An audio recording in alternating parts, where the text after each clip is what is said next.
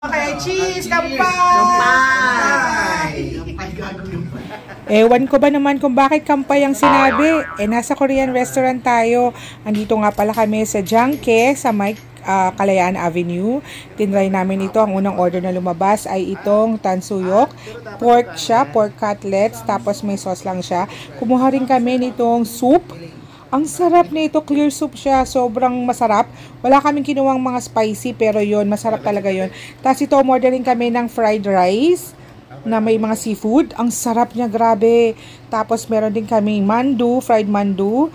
Ayan o, ang sarap nun. At ito ang pinakaihintay ko, ang jjajangmyeon. Nagkikrave lang talaga ako sa jjajangmyeon. Hindi pa talaga ako nakatikim ng authentic na jjajangmyeon.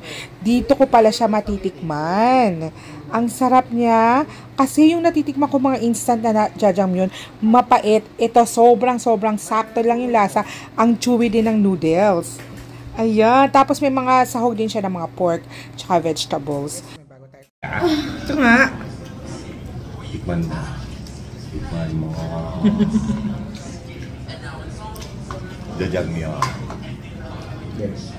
Well, hindi tayo baka hindi ko kasi makakayanan. Ayan.